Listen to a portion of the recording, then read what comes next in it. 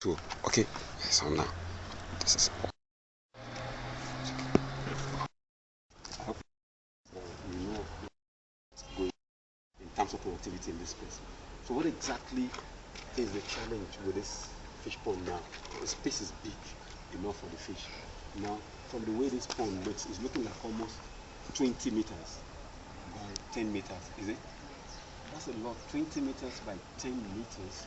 That's almost about 2,000. No, that's 20,000. Am I right? That's yeah, 20 meters by 10 meters. That's about 200 meters. So if you put about 1,000 fish here, that's a lot.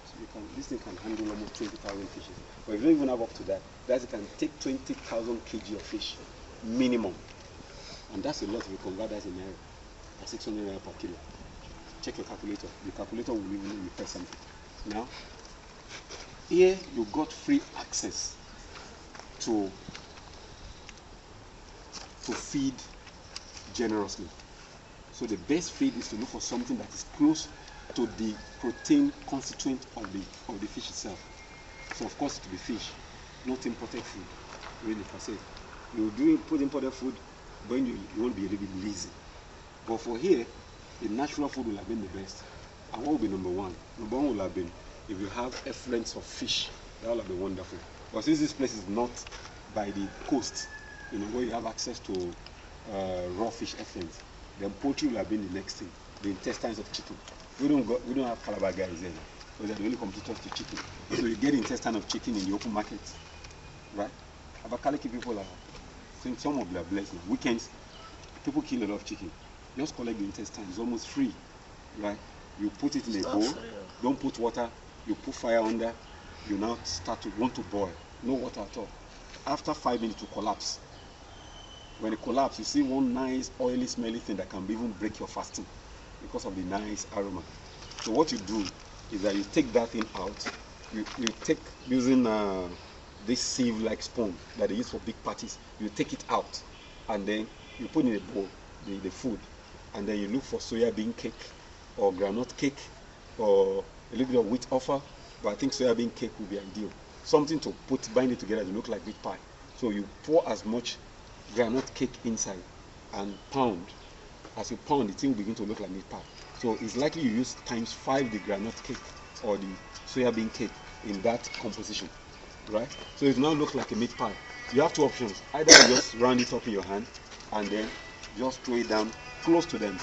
You are going to do something here so that you can have an idea of the feeding region. You are going to get lino carpet.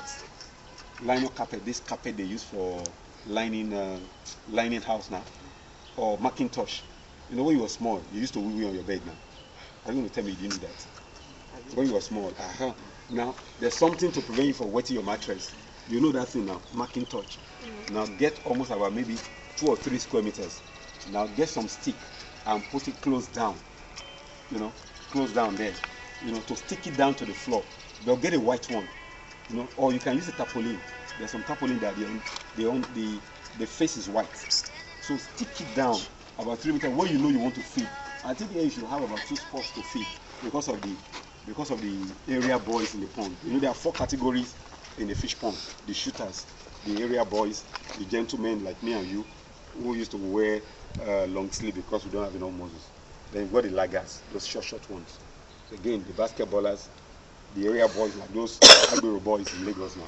Then you've got gentle people like us who don't have muscles, and then you now have the laggers, those shortish ones. Now you want to give room for area boys and shooters. They are the ones that come first to the detriment of the gentlemen and the laggards. So you want to make sure you are feeding on one side here, and then at the same time, it should be 2 people about the same time, really. It's to 3. really make sense. And then on the other, 3 spots. Oh, 3. One, Oh, 2, 3. super. So that creates even growth of the fish. And then, so why I said that is that if the pond is muddy, so that the mud will not really distract mix up too much with the food. So the thing goes. So they all identified that lino carpet as the chop place. So in that way, food wastage is reduced to the barest minimum, and you are home. So I told you chicken intestine now, isn't it? Electrical.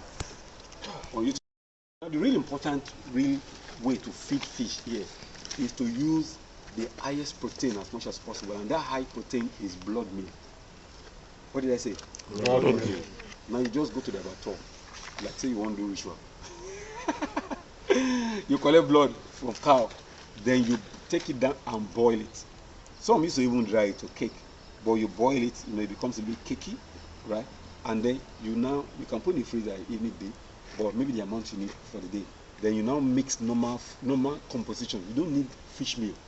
Just mix what's it called? Soya bean cake, granite cake together. It's already in powder form, so you just now mix blood meal with it. Now blood meal is over 70% protein, but the problem is that it's not palatable to fish, so they want to reject it as much as possible.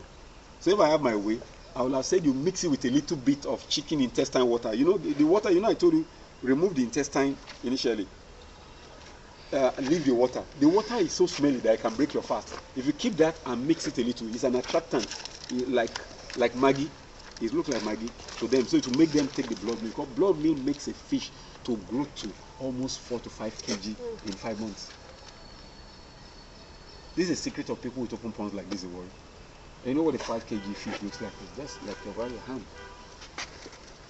So people can swear by it, blood meal. But don't put too much, because blood meal will want to change the face of your water. Is that okay? Are you getting me? So you don't put too much because you know it's good. You only use maybe 20%. You know, maybe like this bowl quantity now, with almost about 2 buckets of or 3 buckets of soya bean cake. It's not like you're going to use any anyhow. Then your water will, because organic feeding you're doing. So what you're going to do, I didn't see here now, is water hyacinth. You're going to get water hyacinth. If you don't get around there now, I've got in Lagos plenty in my house now. Water hyacinth. Is it not this one, huh? This is water lily. This is water lily. This is not water hyacinth. Water hyacinth, that one that grows on the surface of the lagoons that used to overload. Now, it's a greedy eater. It eats nitrogenous waste from water. So when you have it here now, it's going to be a problem because you want to cover the whole thing. So there's a way you control it. When you put just 2 or 3, sir, in about 2-3 months, the thing will become almost 10,000. Because a fast grower, mopping and cleaning the water, it eats the waste in the water, making the water self-purifying for the fish. Is that okay? Now, how do you prevent it from floating anyhow? You are going to get polystyrene that I talked about, that electronic thing, polystyrene. So you put a halfway through in the pond, right? You put a stick 2 by 2 at the edge there and 1 at the other edge there. Now the area you want the water hyacinth to be, right? Now you put 2 sticks there to come up. Then you now get that styrofoam. Now the styrofoam, let's say, is like this block. You know, it's a flat thing, and that thing they use plug in the electronics. You make a hole at the center, right? You now make the thing enter your pillar, the pillar you made. You know, anytime there's water, that styrofoam will float. I hope you know. Now what you do, you know, you have one on the right now, one on the left. You now tie a rope to it here. The rope will go and meet the other styrofoam like this. You know, it's bubbling with the water level now. So that rope will be really tight, just normal twine. Then at the back you put hyacinth. You know what? When rain falls and the water rises, you know, the styrofoam will just rise with the rope. Will not allowing the plants to go to the other side. And when the water is low too, everybody will low together now. No be so. So the water hyacinth is controlled. So all you do is to remove it occasionally, and it becomes manure for something else. When it's, or else it will overtake the whole pond. Yeah, water will be clean, fish will be happy, but you know, they might be disturbed from ability to swim about properly. But your water will be really, really clean and healthy. That one day is nothing. Stop that one.